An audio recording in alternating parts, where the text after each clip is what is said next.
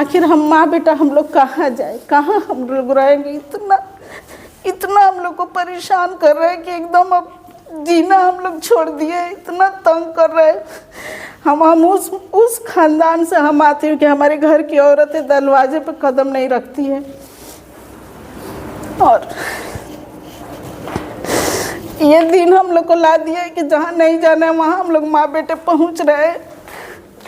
और भू माफिया जो है यानी ज़मीन वाले ये जो दलाल लोग हैं लोग, इतना हमको परेशान कर रहे हैं लोग जिसका कोई हद नहीं है। आए दिन 2-4 यहाँ दरवाजे पे आते हैं लोग, आके हमको धमका के जाते हैं लोग, डरा के जाते हैं लोग।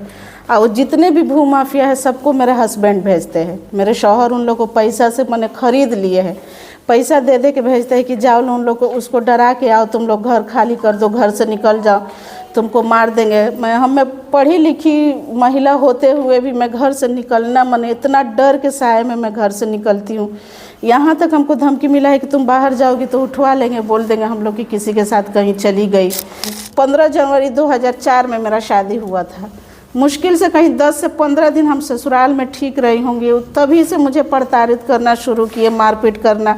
एक ही मेरा भाई, हम लोग 7 बहन हैं, तुम्हारे भाई को उठवा लेंगे, तुम्हारे बाप को मरवा देंगे है यूँ। तो इस डर के साए में मैं कभी कोर्ट कचहरी हम जाने को सोच भी नहीं सकती थी। अगर कोर्ट कचहरी जाओगी, कहीं जाओगी तो हम लोग तुमको नहीं छोड़ेंगे। मेरे हस्बैंड जो है बहुत पैसे वाले हैं। 2017 में भी वो लोग मुझे जलाने, 2017 में हुआ, हमको जलाने जा रहे थे, बेटा को भी मुँह दबा दिए थे मारने के लिए। तो वहाँ भी मोहल्ले वाले, मैंने कहीं भी मेरा ऐसा नेचर है कि हर लोग मुझे देखता है कि ये किस हिसाब से रहती है, कैसे रहती है। वहाँ भी पूरे मोहल्ले वाले मैंने इन लोग पे टूट पड़े, जला रहे थे। हम जोर जोर से चिल्ला रही थी तो बगल में है एक औरत, उनको आवाज़ आया, वो बोली कि काहे चिल्ला चिल्ली हो रहा है, आए लो देखने, तो जला रहे थे लोग हमको।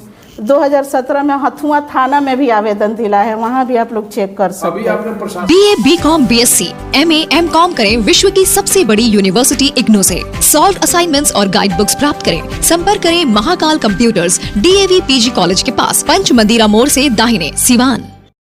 एम्स नई दिल्ली व सफदरजंग नई दिल्ली के सीनियर डॉक्टर अब आपके शहर सिवान में। डॉक्टर उमेश, नवजात एवं शिशु रोग विशेषज्ञ, चिकित्सा पदाधिकारी, सदर हॉस्पिटल सिवान।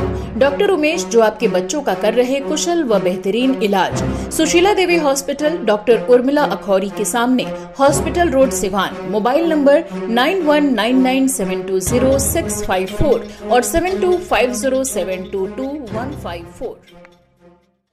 मेरा नाम शाहजहां है और मेरे हस्बैंड का नाम मोहम्मद हसनैन, और वो रेपुरा के रहने वाले हैं। थाना उन लोग का हथुआ पड़ता है, जिला गोपालगंज पड़ता है। और मेरे ससुर डॉक्टर हाशिम, वो भी रेपुरा ही में है। फ़िलहाल मैं MM कॉलोनी यहाँ दानिश मंजिल नियर सिवान में हूँ। यहाँ ही मेरा मकान है। जिस मकान में मैं रह रही हूँ ये MM कॉलोनी दानिश मंजिल यानी शाइनिंग स्टार किड्स स्कूल के नज़दीक है।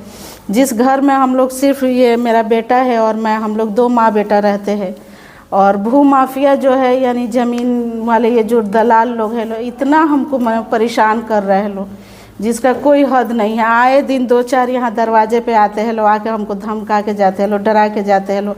और जितने भी भू माफिया है सबको मेरे हस्बैंड भेजते हैं। मेरे शौहर उन लोग को पैसा से मैंने ख़रीद लिए हैं, पैसा दे दे के भेजते हैं कि जाओ उन लोग को, उसको डरा के आओ, तुम लोग घर खाली कर दो, घर से निकल जाओ, तुमको मार देंगे। मैं पढ़ी लिखी महिला होते हुए भी मैं घर से निकलना, मैंने इतना डर के साए में मैं घर से निकलती हूँ। यहाँ तक हमको धमकी मिला है कि तुम बाहर जाओगी तो उठवा लेंगे, बोल देंगे हम लोग कि किसी के साथ कहीं चली गई, चाहे घर ही में आके तुम्हारा हमको गला दबा देंगे, कुछ कर देंगे, कोई हम लोग को कुछ नहीं करेगा। हम लोग बहुत पहुँचे हुए हैं। जितने भी यहाँ आते हैं लोग भू माफिया, सब बहुत पहुँचे लोग हैं लोग, लेकिन हम उन लोग का नाम नहीं जानती हूँ। इस वजह से अब मैं क्या नाम बताऊँ उन लोग को, लेकिन ऐसे मैं पहचानती हूँ फेस से। आपके हस्बैंड आखिर क्यों भेजते हैं उन लोगों को? मेरे हस्बैंड इसलिए भेजते हैं कि ये घर बेचना है उनको, हम माँ बेटे को रोड पे लाना है।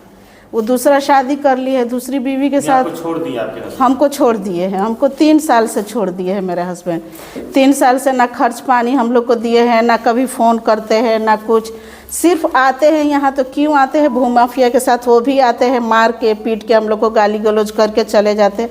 लेकिन हाँ, हम लोग क्यों बचे हुए हैं कि यहाँ जो मोहल्ले वाले हैं, आप उन लोग से संपर्क कर सकते हैं, पूछ सकते हैं। पूरे मोहल्ले वाले माने हम लोग के फेवर में है। जो लोग बीच बचाव आ जाते हैं कि ये आप अभी रह रही हैं, वो किनका घर है? आपका घर है या आपके हस्बैंड? मेरा घर है। किसके नाम से है ये? मेरा घर है। इसी का गलत फ़ायदा मेरे हस्बैंड उठा रहे हैं। मेरे मायके वाले के द्वारा ये मकान खरीदाया है। पैसा पूरा मेरा लगा है, बनाने में भी पूरा मेरा सहयोग है। वहाँ भी मेरे हस्बैंड चीटिंग किए। चीटिंग किए कि बोले तो शुरू से मेरे शादी के टाइम से ही मुझे मैंने नफ़रत करते थे, हम लोग को नहीं पसंद करते थे, नहीं लाइक करते थे। मुश्किल से 10 दिन हम ससुराल में ठीक रही होंगी। मेरा शादी 2004 में हुआ है। 15 जनवरी 2004 में मेरा शादी हुआ था। मुश्किल से कहीं 10 से 15 दिन हम ससुराल में ठीक रही होंगी। तभी से मुझे प्रताड़ित करना शुरू किए, मारपीट करना।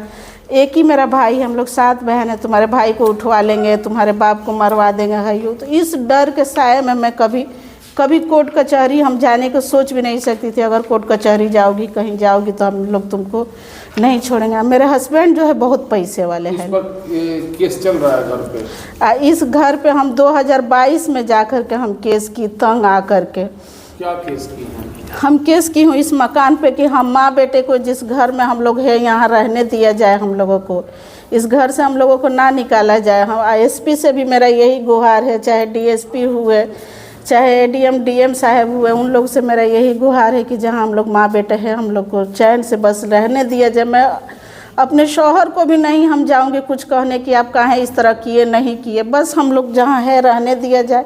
हम मेरे बेटे के पढ़ने लिखने के खर्चा वो दे मेरे हस्बैंड, मेरे शौहर। हम लोग को खाने पीने के लिए जो खर्च बन रहा है वो दिया जाए। यही 3 मेरी मांग है, और कोई तो उनसे मेरी मांग भी नहीं है कि ये दीजिए वो दीजिए। तो जाहिर सी बात है, कोई भी औरत रहने के लिए घर ढूंढेगी, खाने के लिए खाना ढूंढेगी, और बच्चे को तालीम के लिए पैसा चाहिए। यही 3 मेरी मांग है। जबकि मैं उनकी पहली बीवी हूँ और दूसरा शादी कर चुके हैं। उस बीवी के साथ वो खुश है, अय्याशी कर रहे हैं। वो भी हम एक तालीम याफ्ता औरत होते हुए भी मैंने अरबी से एमए किया है, लेकिन डर के साए में जीते हुए मैं कहीं नहीं जाती हूँ पढ़ाने लिखाने किसी अच्छे स्कूल में कि मुझे कब मार दिया जाए, कब क्या कर दिया जाए। बेटे को बोलते हैं कि घर से बाहर निकलेगा तो इसको उठा लेगा। तो खेलने के लिए मेरा बेटा डर डर के बाहर निकलता है। तुम बताओ तो बाबू क्या करते थे तुम्हारे साथ? तुम्हारे अब्बू थे तो नीचे बिरयानी लाकर खा लेते थे और मेरे को पूछते भी नहीं थे, और जब पैसा मांगते थे तो मार के भगा देते थे। जब हम लोग केस किए तो वहाँ कोर्ट में एक बार बस आए हैं, 3 साल में एक बार आए हैं। आप बेटा को बोल रहे हैं कि इसको हम ले जाएंगे। बताइए वो ले जाएंगे? खाली वो कोर्ट के सामने बोलते हैं कि हम ले जाएंगे, ले जाके फिर हम लोग को वहाँ टॉर्चर करेंगे, मारेंगे। 2017 में भी वो लोग मुझे जलाने, 2017 में हुआ, हमको जलाने जा रहे थे। बेटा को भी मुँह दबा दिए थे मारने के लिए। तो वहाँ भी मोहल्ले वाले, मैंने कहीं भी मेरा ऐसा नेचर है कि हर लोग मुझे देखता है कि ये किस हिसाब से रहती है, कैसे रहती है। वहाँ भी पूरे मोहल्ले वाले मैंने इन लोग पे टूट पड़े, जला रहे थे। हम जोर जोर से चिल्ला रही थी तो बगल में है एक औरत, उनको आवाज़ आया, वो बोली कि काहे चिल्ला चिल्ली हो रहा है। आए लो देखने तो जला रहे थे लोग हमको। 2017 में हथुआ थाना में भी आवेदन दिला है, वहाँ भी आप लोग चेक कर सकते हैं। अभी आपने प्रशासन से कोई मदद मांगी है? क्योंकि आप बता रही हैं भूमाफिया आपको परेशान कर। हाँ, हम प्रशासन से मदद मांगी हूँ। एसपी के पास भी हम गई थी, डीएसपी के पास भी हम गई थी। हम गई थी 2 तारीख को। जब 2 तारीख को हम गई, हम ऐसे 23 में भी गई थी, 2012 दिसंबर में हम गई थी 2023 में, तभी भी हम गुहार लगाई थी। यहाँ हम लोग का बचने का कारण है सिर्फ मोहल्ले वाले जो है हम लोग को माने बीच बचाव आ जाते हैं, जिसके वजह से मेरा हस्बैंड और वो जो भूमाफिया आते भाग जाते। नहीं तो कभी के हम लोग को मार पीट के आज। अभी आपके हस्बैंड कहाँ हैं? अभी मेरे हस्बैंड 5 तारीख को अरेस्ट हुए हैं, 6 तारीख को जेल में गए हुए हैं।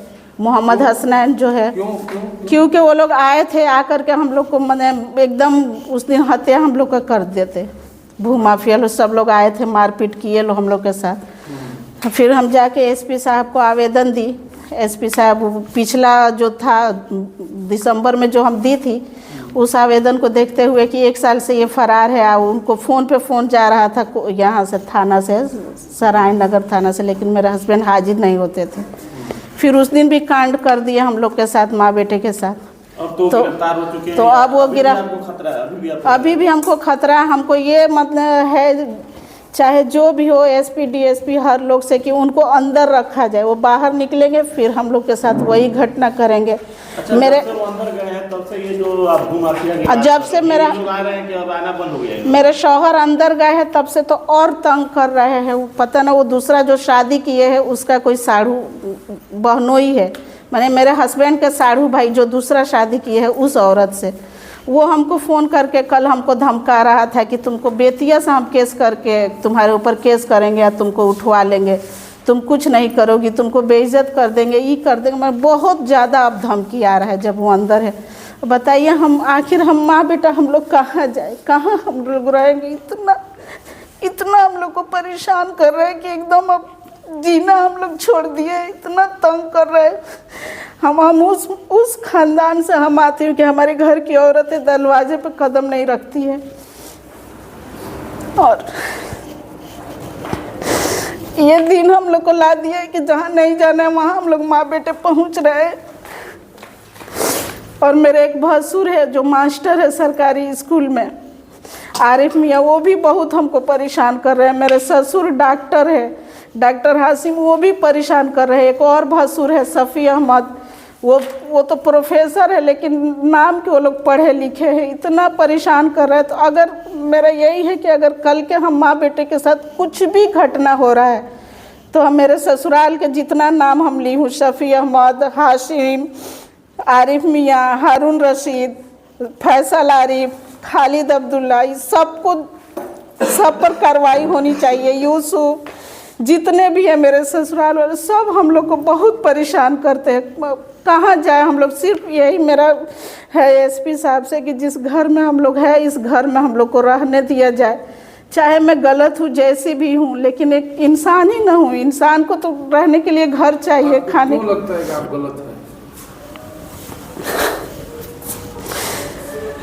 पता ना, ऊपर वाले गलत समझते तभी ना मेरे साथ ये सब हो रहा है। चलिए ठीक है।